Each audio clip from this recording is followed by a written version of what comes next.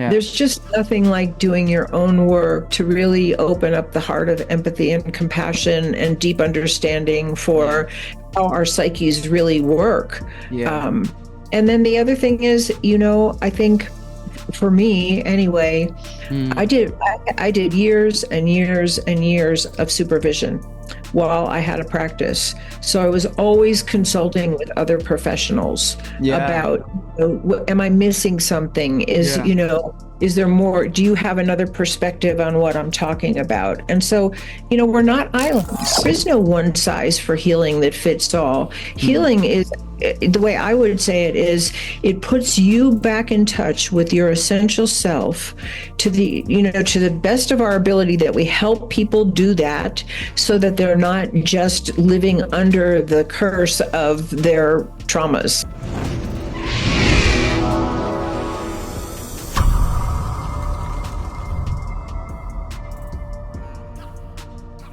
Who are you, Phyllis? Yeah, I think it's a really deep question when you see it spiritually. But yeah, I'm really excited to hear it from you.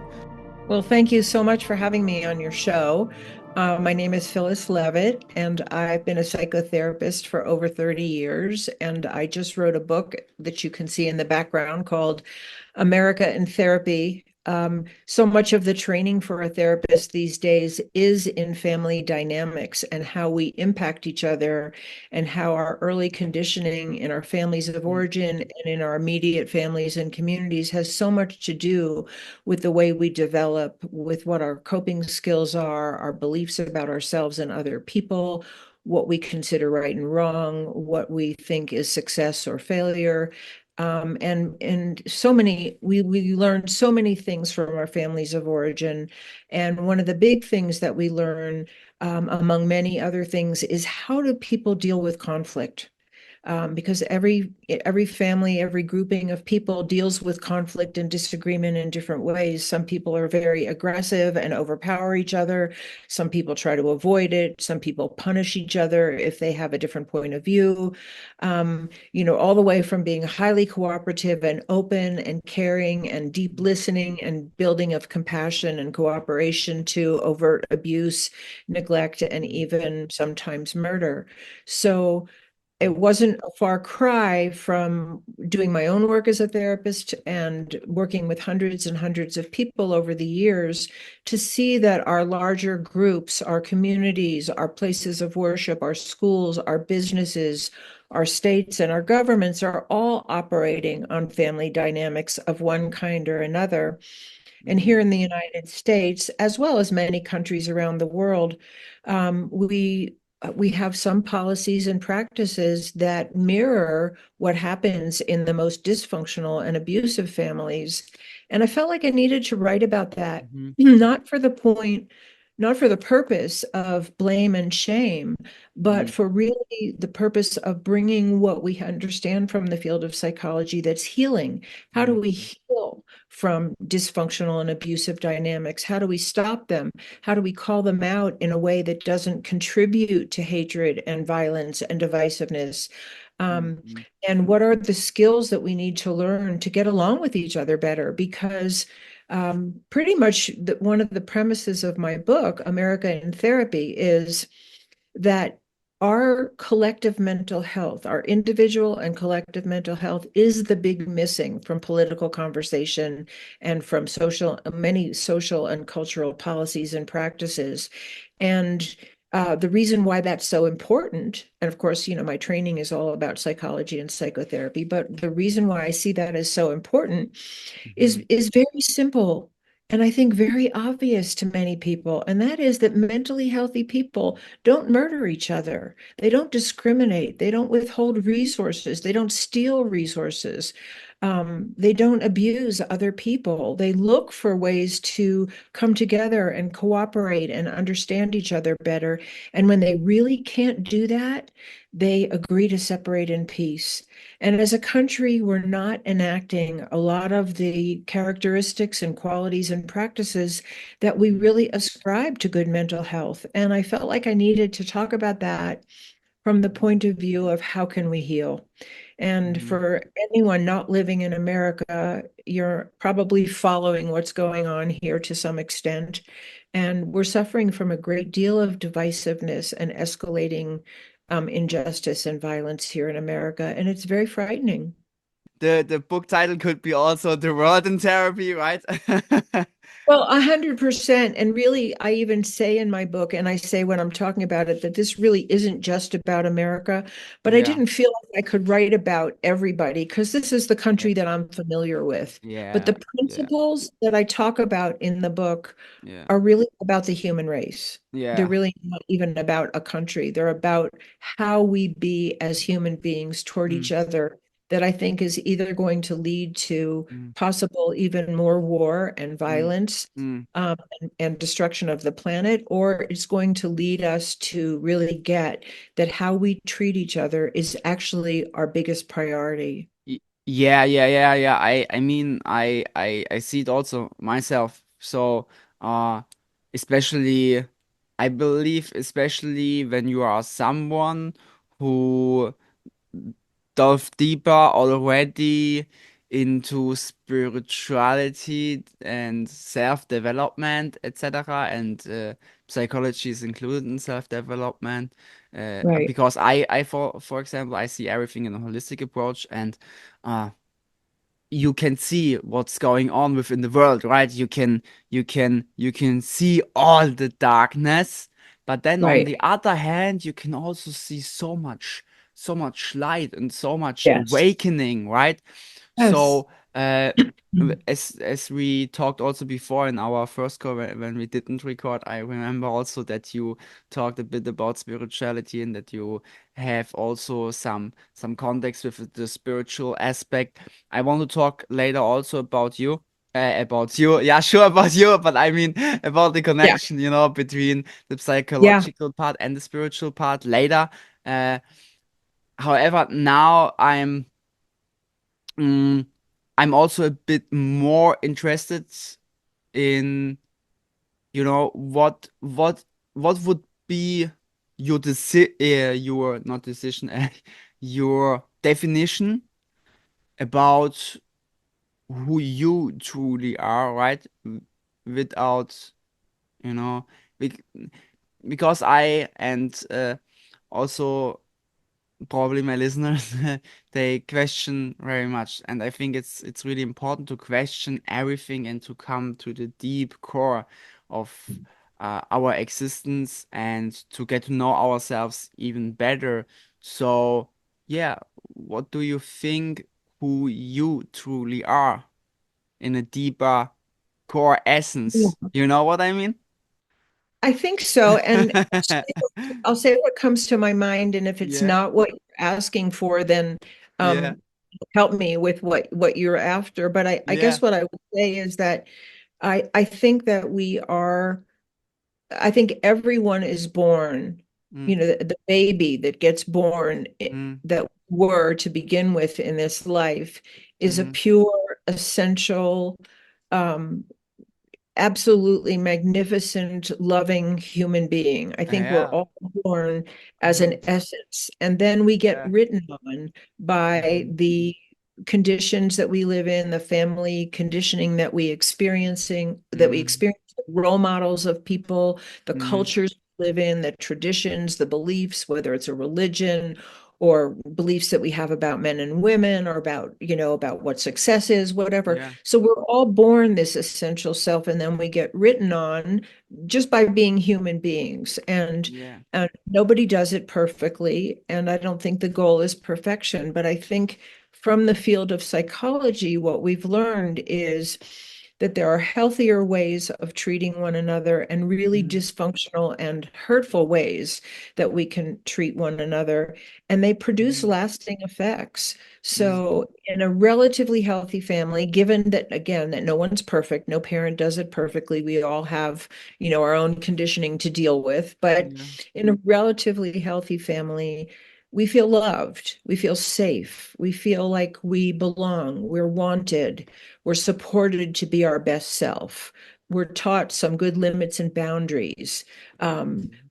our differences are not only tolerated, but often celebrated. One kid is an artist and another kid is a scientist or just, wants to be a football player or whatever we want to be. That Yeah. in a Yeah. healthy family, there's honoring of our diversity and Mm-hmm. encouragement for us to be our full selves. Mm-hmm. Um, and one of the things I mentioned earlier, which I'll stress because I think it's one of the pivotal things in a healthy family, Mm-hmm. when there's disagreement, when people are at odds, um, they don't hurt each other. They don't act violently, whether it's verbal violence, emotional violence, physical or sexual violence. There's a real commitment to honor each other, respect each other, and work out our problems to the very best of our imperfect ability, without overtly hurting one another. And that doesn't mean we won't sometimes hurt each other. Sometimes people say things they don't mean or they yell. But in a healthy family, we bring ourselves back and we apologize and we make Mm-hmm. amends. We take responsibility for our own behavior the best we can, and we try to encourage each other to do the same thing. Um, and in a dysfunctional family, it's just the opposite. There's aggression, there's blame and shame, there's ostracizing people if they don't conform. Sometimes there's very overt abuse, there's intolerance of diversity or different opinions. And sometimes there's really overt abuse and physical violence, sexual violence, kicking people out of the family, shaming and blaming, talking bad about them to other people. And so these are the things that make or break us in a way. Yeah. And what we need to know in the world, if we just take what we understand about family conditioning, what we need to know in the world is when we Mm-hmm. hurt other people and they don't have a chance to escape or they don't get help for the after effects of what hurt them from other Mm-hmm. people, Yeah. they become symptomatic. Mm-hmm. And symptoms show, they're depressed or they're anxious or they're obsessed or they're addicted or they're become people pleasers or they're workaholics or they become violent or they become so subdued and passive because they were so overpowered that they can't defend themselves or anybody else. Um, they become the bullies on the playground or the bosses that are really cruel to their employees or you know, so people become symptomatic to the extent that they don't Mm-hmm. experience love and safe belonging in their families, in their Mm-hmm. communities, and in countries. And we have to know this because what we tend to do, and I talk about all these things in depth in my book, Mm-hmm. but what we tend to do is blame the symptom bearers. They're Mm-hmm. bad people. They're just born evil, they're sinners, they're no good, they're inferior. Yeah. Instead of understanding, from which we understand from a psychological point of view, they came by their symptoms honestly from having been hurt or neglected or deprived by other people. And I think until we get that as a species, really, as like you said earlier, this Mm-hmm. isn't really just about America. And of course it's not. I just write about America because that's my country. Mm-hmm. But these problems are worldwide. Until we really get that inside the most dysfunctional among us, including the most violent among us, Yeah. or the most helpless among us, or the most exploitive among us, until we Mm-hmm. get that there's some faulty conditioning that set them up to be that way, I think it's going to be really hard to break that cycle. And that doesn't mean that people aren't responsible for their behavior, Mm-hmm. but a responsible family, a responsible individual family tries to help a symptomatic member, and a Mm-hmm. responsible world community tries to help and heal its most symptomatic people and sometimes perpetrators. And and I think that's a real fundamental that most of the world doesn't get, honestly. Whew, this was a lot now. Yeah, so from my understanding, what I understood now, the biggest thing what you are trying to say is love. So it's just one word, but that one word can mean so much. Yes. And it has also so much to do with emotional intelligence that just comes Yes, in right now. So we are emotional beings, right? And everything is connected. I believe you see this also a bit like it, that everything is connected, right? absolutely. So, And even science is showing us that now. We know yeah, it on an emotional level, but science is yeah. showing us the same exact thing. Mm-hmm, mm-hmm. Yeah, yeah, yeah. I had right now something I wanted I'm to say, sorry, go ahead. but now I forgot it Oh no. because of when there's so much going on in your mind, you just thinking, oh yeah, Totally. yeah, okay, this I could say now, and then there comes something else, and then you forget it. Do that But all the time. uh, but yeah, love. You said something that is really really important. Love, and I said earlier, I asked earlier, uh, who are you, right? And Right, I think this question is really really important to ask ourselves as collective. So every individual asks oneself deeper questions about oneself, right? So also our ancestors, wise ancestors, uh, also really, yeah, really bigger people, innovators, philosophers, etc., etc. They also spoke already about it. The mm, the constant development from yourself and know thyself, right? And right, this is what you said right now in the beginning. When we grow up as human beings, as childs, there was something that I heard out is, yeah, that we grow up as babies. We come to this world, right? Like a blank book, and then we can write in this book. We write our own story, and then we grow up with all of that conditions from the world, from the system, unconsciously right, programming like a computer, and we get also programmed. Bad beliefs, right? Beliefs that don't serve us. right. And I think just for clarification, I think what you want to say also with that is more like who we are is more like our conditioning, right? Also psychological, and that we play then in our lives different roles. Like for example, I'm the aggressive dad now uh because in my childhood I experienced certain traumas, and this can be psychological as also spiritual, etc., etc. And that's why need to um I don't want to suffer, and that's why, for example, I drink now alcohol every day, and I need to hurt my kids or something like that. But it's not bad people, it's just a conditioning. Is this right? Yeah, I mean, I think what where I kind of got lost a little bit in the question, and where I started was saying that I think we all have an essential self before we kind of got received the conditioning that we got.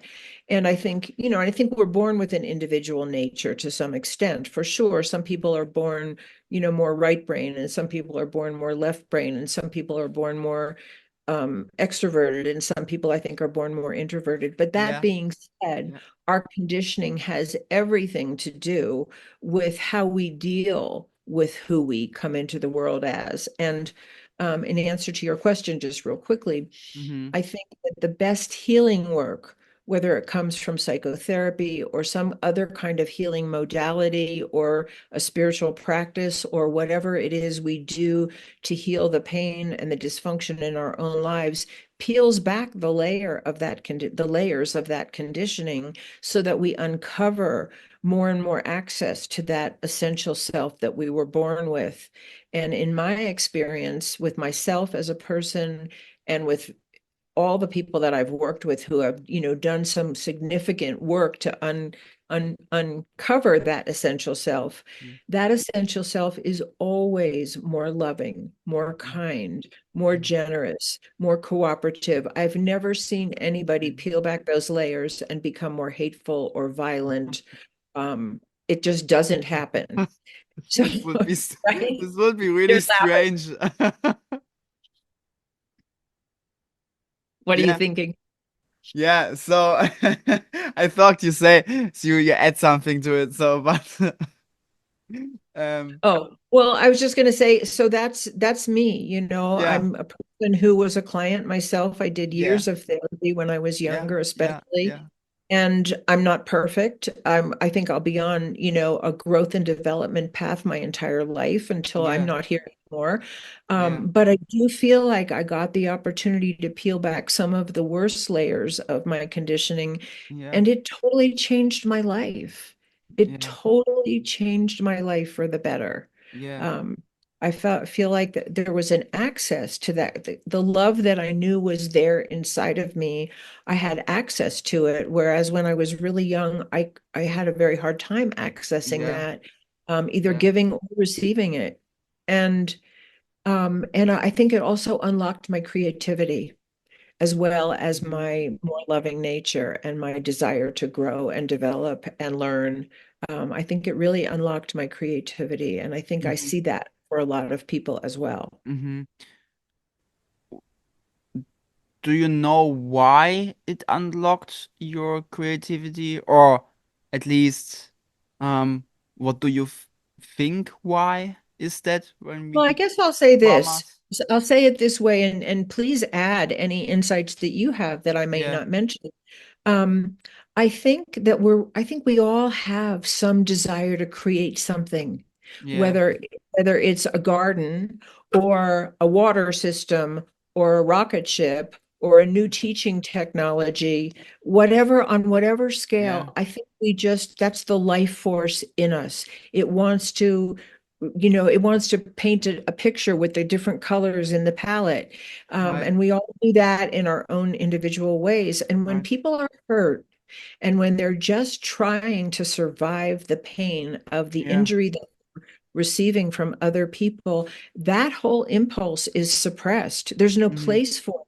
They're just on survival, on a continuum, sometimes to really just trying to live. Yeah, And so, to the extent that we can heal and become those safe people for one another, yeah. then the potential for us to really express our creativity and follow it is is just multiplied. And I think that's one of the Mhm. tragedies, I think, of the human condition today, is that we're so busy attacking people and waging war and withholding resources or Mhm. taking resources from other people or putting them down and Mhm. vilifying them, that so many of us are on survival, that we don't even get to be our greatest selves and make the contribution to the world of humanity that I think we could all make, every single person. Yeah. Yeah, that's a good definition or good explanation about it. So I think also that when we, or let me put it differently, uh, I truly believe that in every individual in this world, uh, is creative, is creative, in the first place. Yes. But then comes again, like we talked before, right, with the conditioning, etc., etc., how we grow up. Uh, this plays a big role in our life. What kind of decisions we take, how do we act in our everyday lives, how Right. authentic we are, right? How do we express ourselves?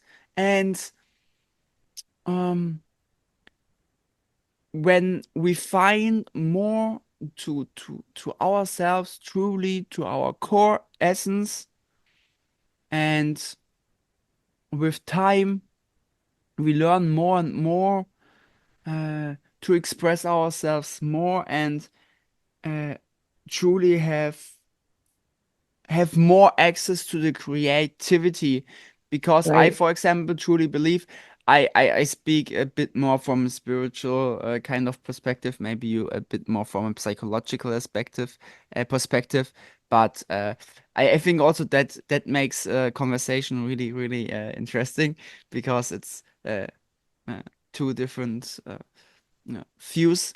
So, but anyway, I truly believe that when you heal more and more, when you heal your traumas, you just in a higher state of consciousness, right? We have the I'm not sure if you heard from it, maybe the consciousness scale. You know it? It's the different stages of consciousness, and there are lower vibrations and higher vibrations. And when we vibrate higher, we just access more from the divine, um, and with that we also get more creativity, and we are just more open. I think more open to, again, to express ourselves, and really to go out and change something in the world, change something within ourselves, in our surrounding, within our family, right? Because it starts within our family, that we bring more peace to the world. Yeah, and I think, two things I want to say is one is that I think that that healing process of peeling back the layers of what hurt us Yeah, and emerging as our more essential self yeah, brings forth our greatest creativity, yeah, our greatest love and compassion, and also our vulnerability, but like, which I think we just so yeah, need to share with one another. None of us is perfect. And yeah, if you've been in a situation, you're smiling and you probably know what I'm talking about. If you've ever been in a situation with a group of people and one person sort of opens the door to being very human and being vulnerable, it gives permission to other people to share that. And then we have this intimate connection that goes beyond looking good and being a success and whatever else we have accomplished in our lives that is mm, good. But there's yeah, something about our shared vulnerability that yeah, is also part of that peeling back process, because when you're hurt by other people, it's not safe to be vulnerable. And so we protect ourselves with layers of defense, or looking good, or our accomplishments, or our wealth, or just a defensive posture in our personality. Maybe it's aggressive. yeah, When it's safe for people to be vulnerable and be their full selves, their mm, greatest gifts and their vulnerabilities, huh. I think then we have a sense of a shared humanity that is just what is the root of peace and love in the world, which we are desperately in need of. Right, right. I have the also. So it's it's so powerful. They have the really good example, and maybe also this person listens to the podcast. I'm not sure, but uh, anyway, I was lately at the event, and then I met someone, and I always teach also on my channel and within my coaching guidance program, to listen more on the how to listen more on the divine, and how to develop your intuitive gifts, and um, really to access more from the emotional part from us human beings. I truly believe the world needs this right now, really much, really much. And then I just had a feeling, there was a lot of people, and I always I feel more drawn to someone. Maybe you have that also. When you are somewhere, you just feel, oh, okay, this person has interesting energy. Maybe I need to go Yeah. talk to him, her. And yeah, I just made it then. And in the end,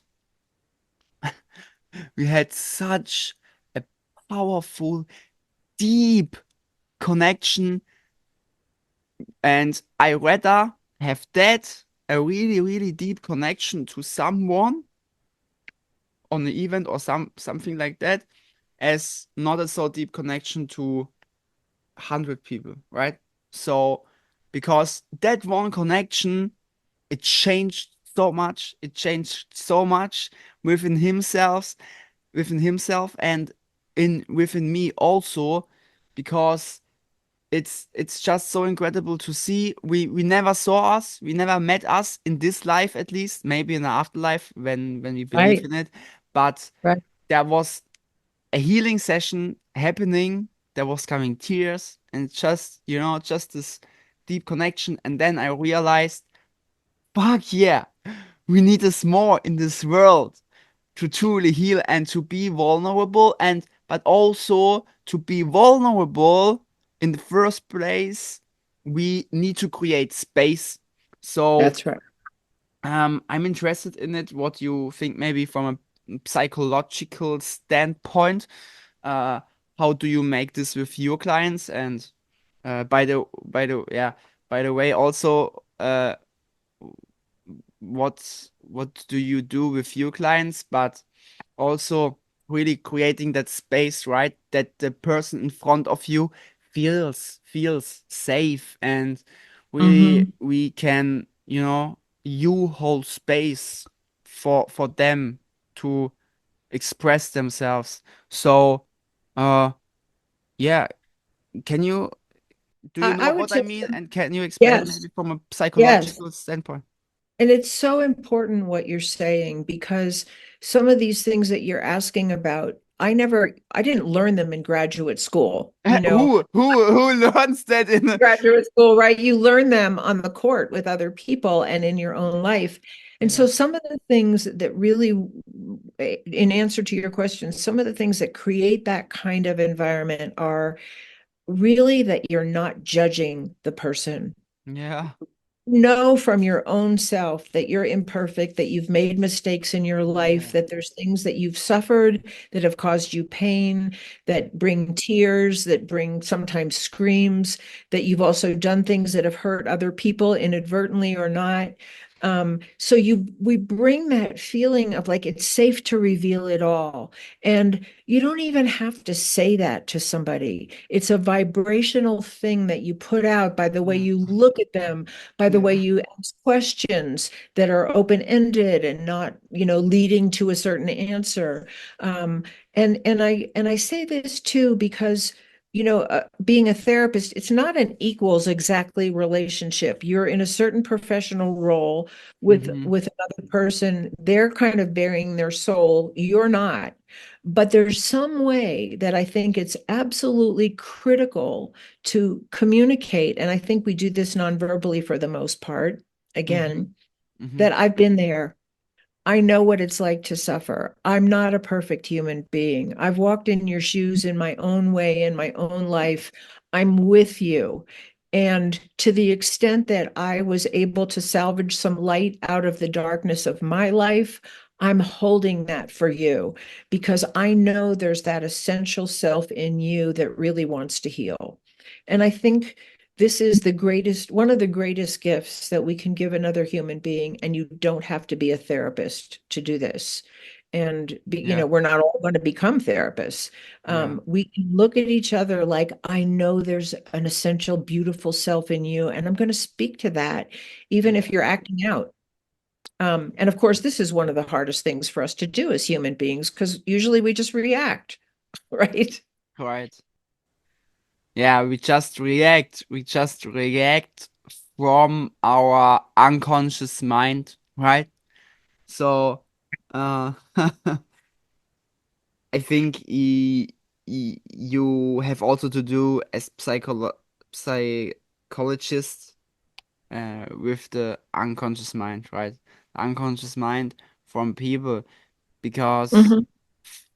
truly, And you help make that conscious. You help make it conscious so they can actually begin to heal the wounds that are in their unconscious right? and new choices that are more life-giving and more loving in the present. Well, yeah, yeah. Do you have special tools how you do that? Hmm. Yeah, I mean, the Maybe you want to basic share? things that I learned were a lot of inner child work because a lot of our unconscious conditioning is held in these what we call inner child parts. The Yeah. 5-year-old who was shamed for not being able to, I don't know, ride their bike or whatever, and then Yeah. felt like, a failure in life, and they carried that with them. And Mm-hmm. they bring that to their 25-year-old self or their 50-year-old self, like I'm Yeah. stupid and I'm never going to amount to anything. Because, a lot of people have received very negative messages about who they are and what they're Yeah. capable of. So a Yeah. lot of the work that I've done is inner child work, Yes. some with guided visualization. I don't know if you know the process called EMDR, but I've done a lot of EMDR with people, which works on a brain level, Okay. in reprocessing trauma on a brain level, not only in a visualization or talking level. Yeah. Very powerful methodology. Um, And yeah, this is called EMDR, and EMER.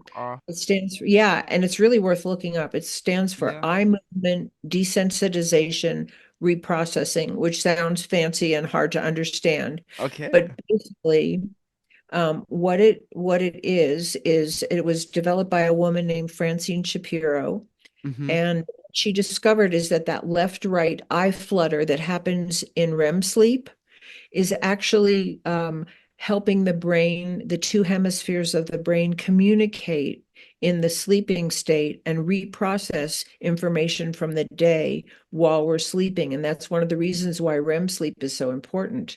Yeah. So she replicated that eye movement process in a waking state with her clients, and she had dramatic results in terms of helping people reprocess trauma. And I don't know if I Oh, think it's done all wow. over the world now. But I did a lot of EMDR with clients, and it's Yeah. very, very powerful. And when you combine that with working with the inner child, it's really powerful. So, Nice. those were the main things that I used. Some hypnotic techniques and Yeah. guided visualization, Mm-hmm. but those were the main things that I worked with. Okay. And Okay. yeah, sorry, go And ahead. no, yeah, and sometimes. Sometimes you're also working with what your client is projecting onto you, and that's the transference work.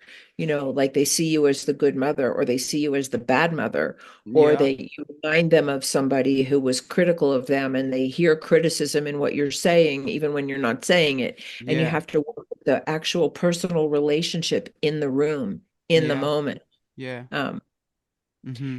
the more you make it safe, the less that transference is likely to come up in a way that would destroy the relationship, because sometimes it can. Um, Mm-hmm. Mm-hmm. and therapists are not immune from that either. Sometimes we project onto our clients, and so we have to be very vigilant about what we do. And that's what happens in the world. We project onto each other. People project different kinds of beliefs and feelings onto us, Yeah. and we can just go on automatic pilot and react all over the place and defend all over the place, Mm-hmm. or we can really try to get to the heart of our own projections, which is what makes us safe people. Mm-hmm. Mm-hmm. So, do you think also that the psychologists, or in the first place, is there a difference between psychologists and psychiatrists? Well, I'm a master's level psychotherapist, and a psychiatrist, as far as my understanding goes, is also trained as a doctor. It's part of a medical training, and then they focus on the world of psychology and a lot on prescribing medications for different disorders. Yeah. I don't have any of that training. My training is all in actually just hands-on how to work with people Mm-hmm. with that they bring, the dysfunction that they're suffering from, Mm-hmm. trauma, dysfunctional relationships, inability to express themselves, whatever, or levels of aggression that they're not happy with. So Mm-hmm. I'm more of a hands-on, on the ground Mm-hmm. kind of Mm-hmm. So, therapist. yeah. So yeah, there we could open also again a complete other loop, because I'm all about question everything, completely everything in the world and within yourself. So I see a lot. that's happening within that world, uh with the with different industries. I really always try to say that really carefully, because on certain platforms they don't like it really much when you talk so openly about your uh view on that kind of things.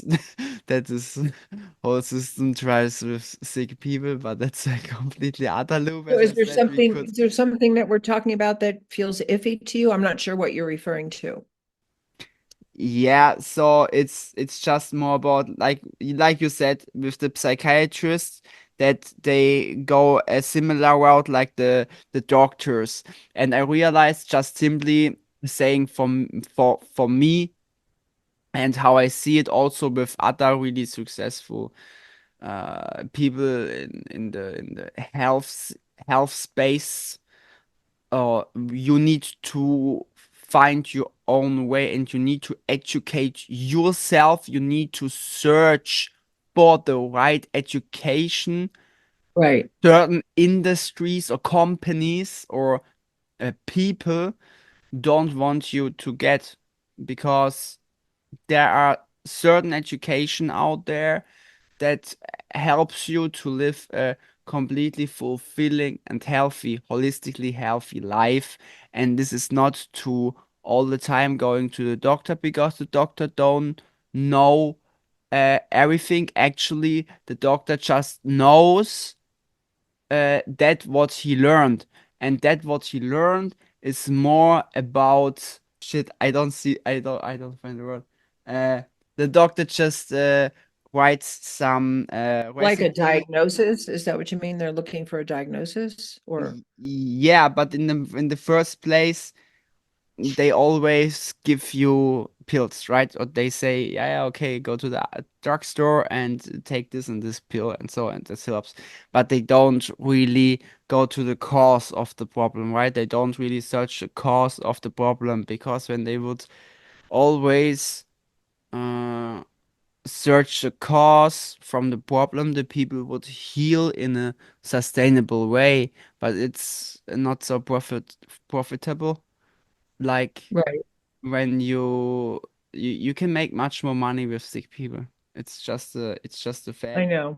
I You know. Yeah. And I think that's one of the challenges of the whole healing arts industry is that you actually, if you're really a good therapist or a good whatever healer of whatever modality you Yeah. do, Yeah. you want your client to leave you, to get better and leave you. Exactly. Right? Exactly. Right. Not that you keep them, because Right, right, right. exactly. That also why I believe it's so important that all these work.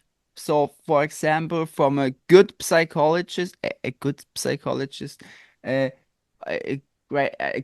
psychologist, a great coach, great guides, great healers, so that this work is so important in the life, because then it spreads, right? That's And right. it's like a butterfly effect. When we all heal together, we Absolutely. we change the collective, right? And we can move on as humanity. And when we don't, probably AI takes over, like in Terminator, Skynet, or like in the movie Matrix.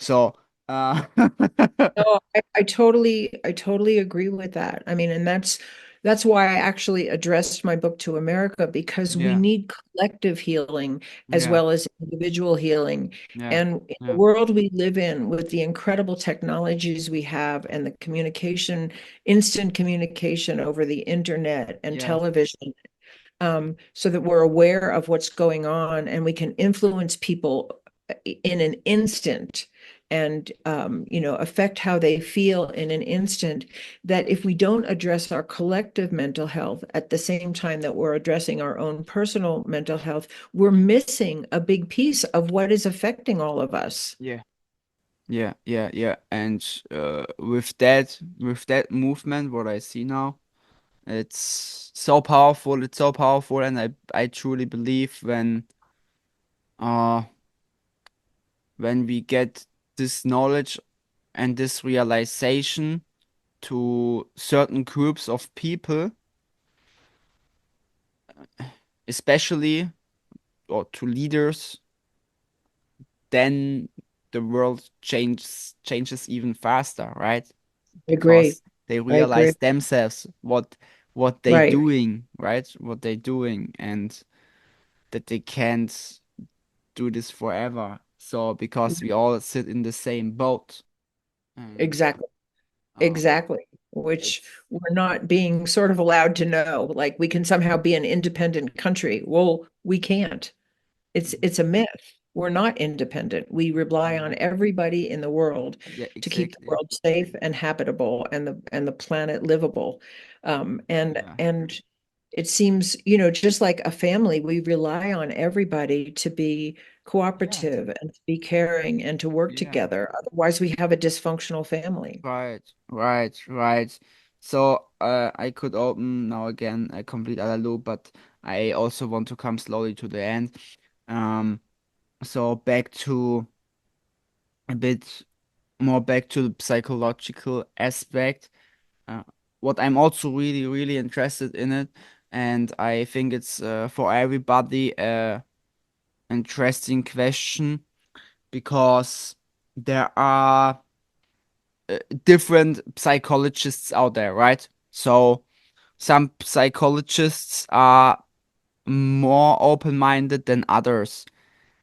I believe there are also psychologists out there that uh how do I say it now without that I don't want to judge anybody first of all, right? So it's just from my perspective, okay? It's just from my perspective that I think there is education out there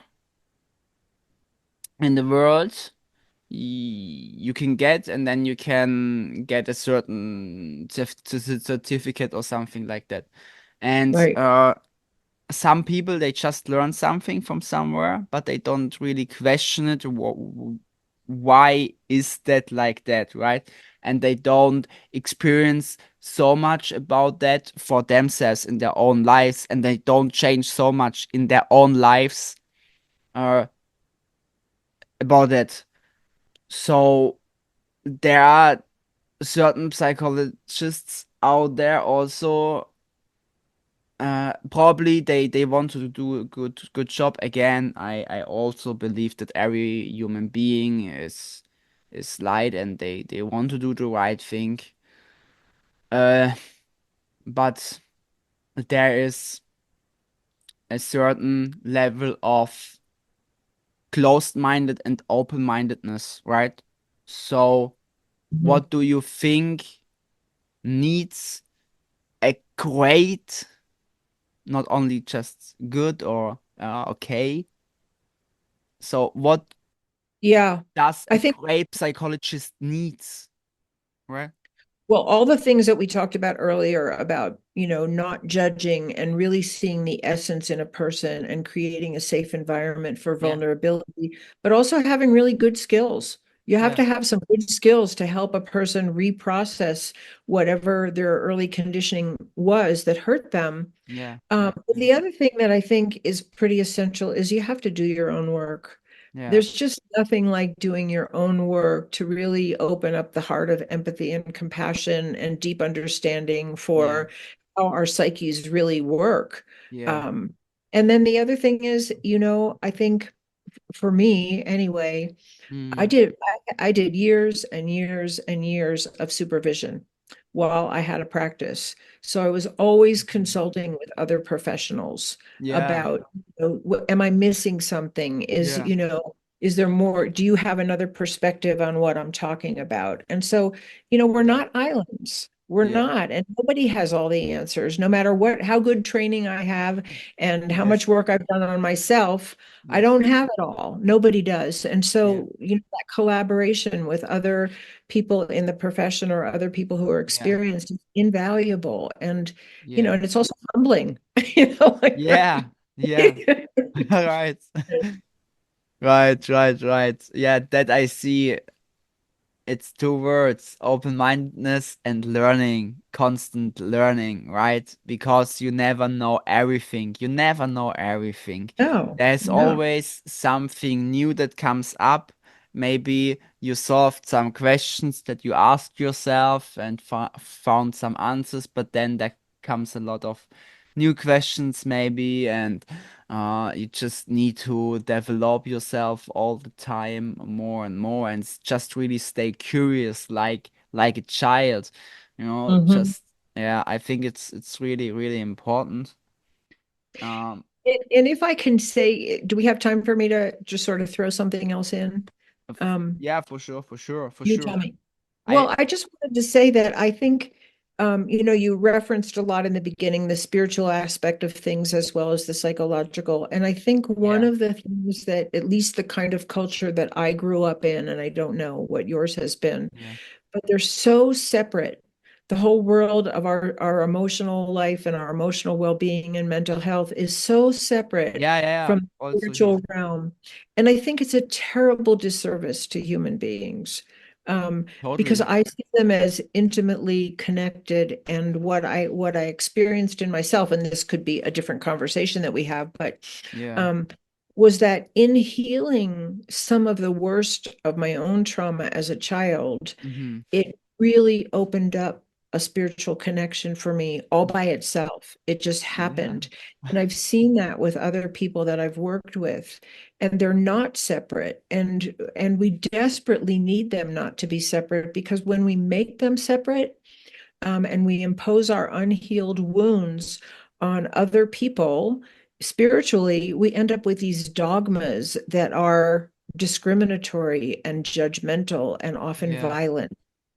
So I just want to say, for me, the next step in my own process of writing and sharing is to really to share how I believe these worlds really come together in a very down to Oh. earth, essential, Oh loving, yeah. critically important way. Oh, that's that's so good. That's amazing that you say this right now, because this was also a question I wrote down.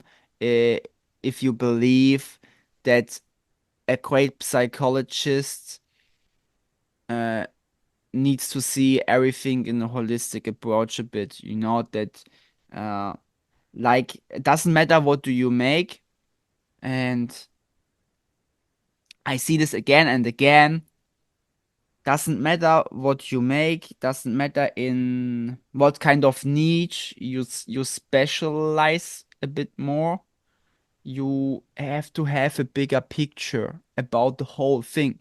Like for example, you want to build your own business with psychology, for example, now, or coaching, or whatever, YouTube, for example, now here, what we do now, podcast.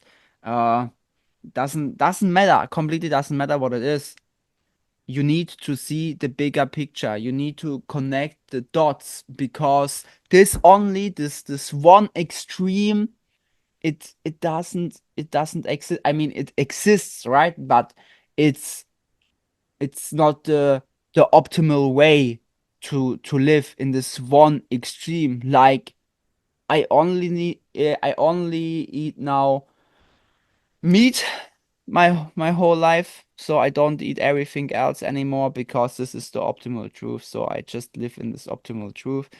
There's nothing else that could be better, or for example, I just fitness, for example, is the truth, is the solution for everything.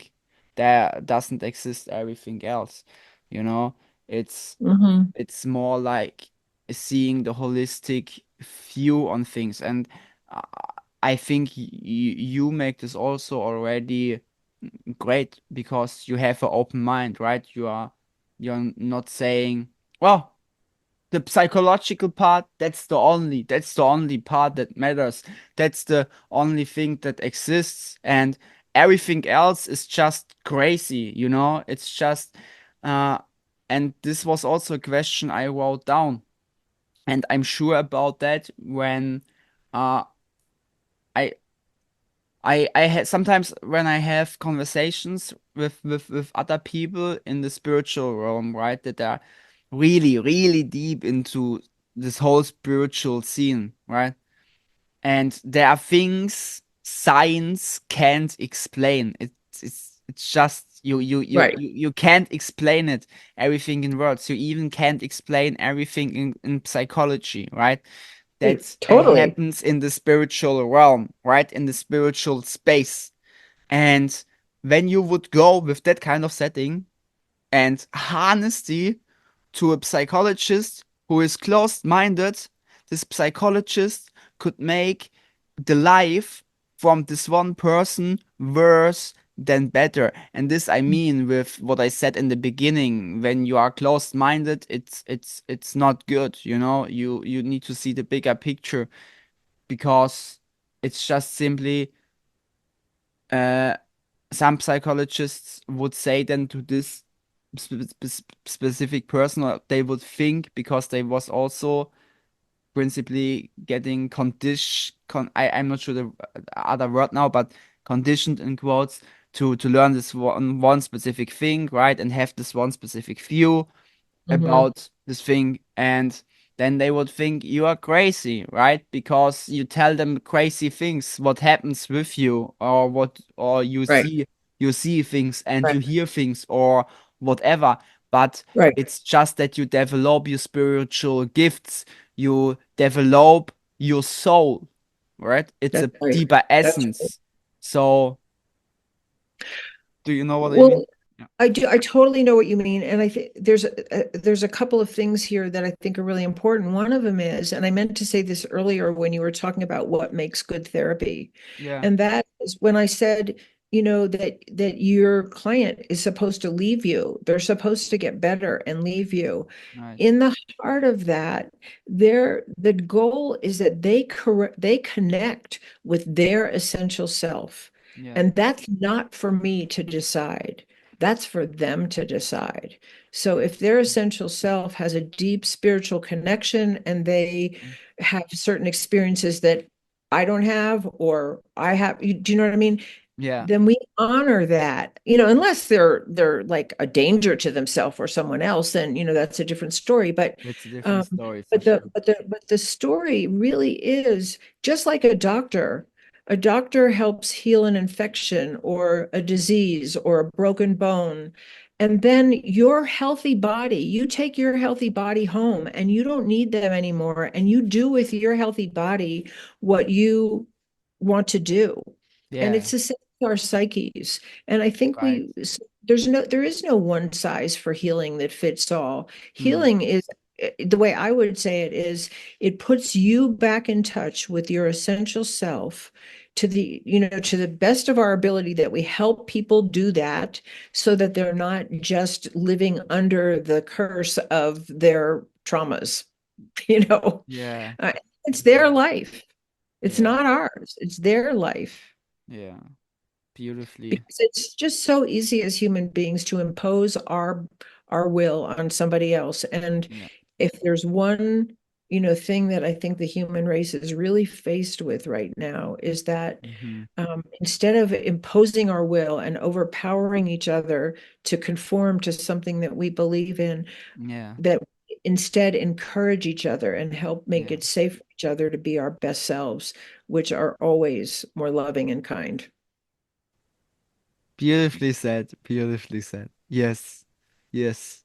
This would be also one of my last questions. What do you think the world needs right now the most? Yeah, I really think that we don't, well, there's some people that aren't eating, and that aren't safe in their own homes for sure. So I Yes. guess I would say the thing that we need the most is a commitment to nonviolence and peace. And then Yeah. under that umbrella, there's love and caring and sharing and cooperation and Yeah. honoring diversity and a commitment to nonviolent communication and conflict Hmm. resolution.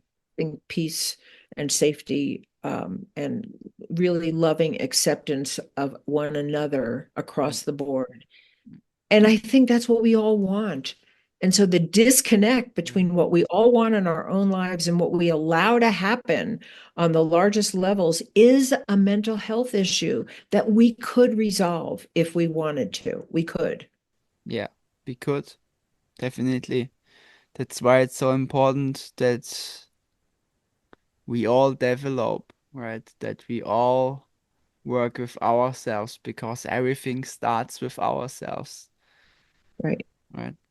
Yeah, beautifully. So I enjoyed definitely I enjoyed our today's conversation, and I had also a lot of learnings. And also for the listeners, let me know in the comments, let us know in the comments what was your best realizations.